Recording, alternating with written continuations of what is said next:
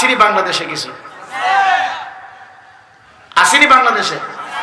বহু আছে, অভাব নাই। কথা কন না? দিন দিন শুধু নতুন নতুন উৎপত্তি হচ্ছে। কথা কন ঠিক কিনা? হাজিরিন মারো পাহাড়ে আমার নবী দাঁড়ানো, গভীর মনোযোগ।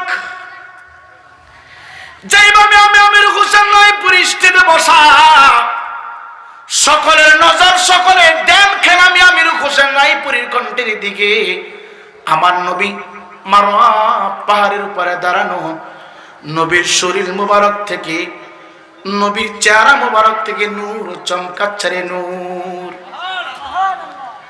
নবীর চেহারা মুবারক থেকে নূর চমকাচ্ছে। কেমনে বোঝাবো নবী কত সুন্দর, কিভাবে বোঝাবো? বোঝানোর কোনো ভাষা নাই, বোঝানোর কোনো ভাষা নাই। শুধু এতটুকু বুঝে নাও, চন্দ্র এবং সূর্যের মাঝখানে কালো কালো দাগ আছে রে। আমার নবীর চেহারা মুবারকের ভিতরে কোনো স্পট ছিল না। মারোয়া পাহাড়ে দাঁড়াইয়া বলতেছে, শুনো আমার বংশের মানুষেরা, তোমরা শুনো, আমার আওলাদের মানুষেরা তোমরা শুনো, আমার অঞ্চলের মানুষেরা তোমরা শুনো। আমার আল্লাহ রাব্বুল আলামিন আমার উপরে নাযিল করেছে, ওয়া আনজির আশিরাতাকাল আকরাবিন।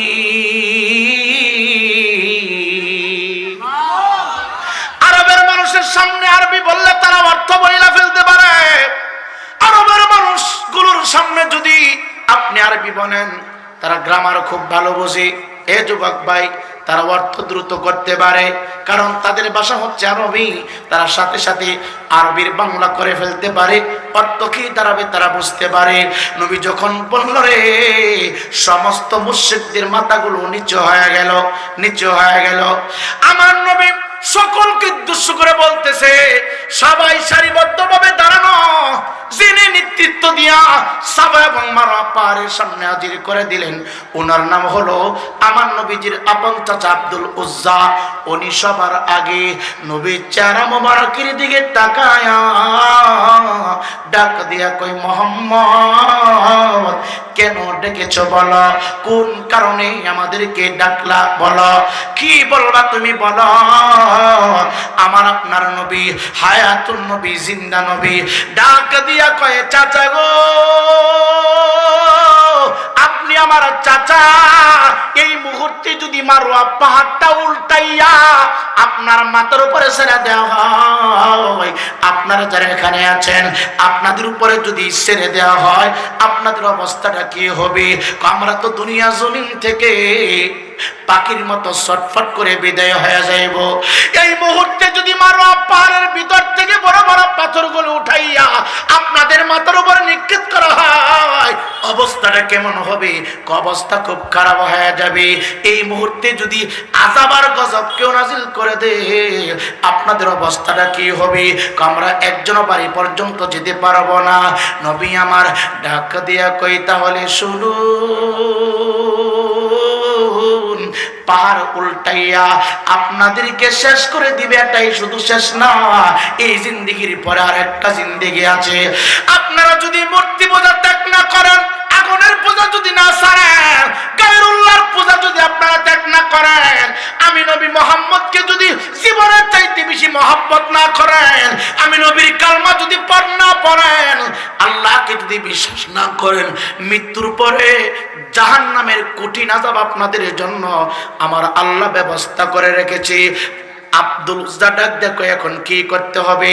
মূর্তি পূজা ছাড়তে হবে, আগুনের পূজা ছাড়তে হবে, গাছের পূজা ছাড়তে হবে, গায়রুল্লাহর পূজা ছাড়তে হবে, একমাত্র পড়তে হবে লা ইলাহা ইল্লাল্লাহ। জোরে লা ইলাহা, জোরে লা ইলাহা, পড়া লা ইলাহা লা ইলাহা, জোরে লা ইলাহা লা ইলাহা মুহাম্মাদুর রাসূলুল্লাহ সাল্লাল্লাহু তাআলা আলাইহি ওয়াসাল্লাম। ডাক দিয়া বলেন, যদি এই কালমা বিশ্বাস না করেন, আল্লাহ এক, এই কথা যদি আপনাদের বিশ্বাস না হয়, মূর্তি পূজা যদি বন্ধ না করেন গো, মৃত্যুর পরে আল্লাহ পাক আপনাদের জন্য কঠিন আযাবের ব্যবস্থা করে রেখেছে। যেই মাত্র বাপ-দাদা ধর্মের বিরুদ্ধে আমার নবীজি বক্তব্য দিতে শুরু করলো, আমার নবীজির পবিত্র জবান মুবারক দিয়া রে যখন শুরু করলেন, আওয়াজ যখন বাহির করতে শুরু করলো, আব্দুল উজ্জার দেহ গরম হয়ে গেল, চোখ লাল করে দিল। আব্দুল উজ্জা কই তাব্বাল্লাকা আলি হাযা দাওতানা ইয়া মুহাম্মদ, হে মুহাম্মদ তুই ধ্বংস হস না কেন? এই জন্য বুঝি তুই আমাদেরকে পাহাড়ের কাছে ডাকলি বাপ-দাদার ধর্ম ত্যাগ করার জন্য, মূর্তি ছেড়ে দেওয়ার জন্য, আগুন ছেড়ে দেওয়ার জন্য, গাছের পূজা মাছের পূজা ছেড়ে দেওয়ার জন্য। এই জন্য বুঝি তুই আমাদেরকে ডাকলি, তুই ধ্বংস হস না কেন? তাব্বাল্লাকা আলি হাযা দাওতানা ইয়া মুহাম্মদ, আমার নবীকে গালাগালি করতে শুরু করছে, আমার নবীরে গালমন্দ করতে শুরু করেছে। আমার নবী পাহাড়ের চূড়ায় দাঁড়াইয়া কোনো উত্তর দেই না রে, আমার নবী কোনো আওয়াজ করে না, আমার নবী চুপ করে দাঁড়িয়ে আছে। আব্দুল উজ্জা ডাক দেখো মুহাম্মদ, এই জন্য বুঝি আমাদেরকে এই জায়গায় নিয়ে আসলে বাপ দাদার ধর্ম আমরা ত্যাগ করে ফেলবো, বাপ দাদার ধর্ম ছেড়ে দিব। তুই কেমনে ভাবলে তোর অশুনিয়া বাপ দাদার ধর্ম ত্যাগ করব? তুই কেমনে ভাবলে রে বাপ দাদার ধর্ম আমরা ছেড়ে দিব? নবী আমার কোনো কথা বলে না, বারবার গালি দিচ্ছে, গালি দিচ্ছে, গালি দিচ্ছে। আমার নবী কোনো আওয়াজ করে না, শুধু গালি দিল না, কাটটা কাফের নবীর চাচা জমিন থেকে হাতের মধ্যে একটা পাথর নিল, একটু আওয়াজ দিয়ে বলেন আমার আল্লাহ দেখে কি দেখে না? হ্যাঁ যেরকম দেখে কি দেখে না? আপনাদের কষ্ট হচ্ছে, অসুবিধা হচ্ছে না তো? সূক্ষ্ম মনোযোগ। আব্দুল উজ্জা হাতের মধ্যে পাথর নিলেন, নবীর চেহারা মুবারকের দিকে ঢিল মারবে, নবীর চেহারা মুবারকে পাথর মারবে, এই মনে মনে চিন্তা করলেন, কল্পনা করলেন। আমার আল্লাহ ডাক দেয়া কয় পাথর বেঈমান নাফরমান আমার হাবিবুল্লাহকে আঘাত করার জন্য হাতের মধ্যে পাথর নিল রে। তুই পাথরকে আমি আল্লাহ সৃষ্টি করেছি আমার হাবিবুল্লাহর উসিলায় ডিল মারবে, ঠিক আমার হাবিবের কাছাকাছি যাইতে পারবে না, একটু দূরে থাকবে, দূরে থাকবে। আমি আল্লাহ তোরে নিষেধ করে দিলাম, তোর ব্যবহারের দ্বারাই যেন রে আমার হাবিব কোনো কষ্ট না পাই। নিষেধ করে দিলেন কে?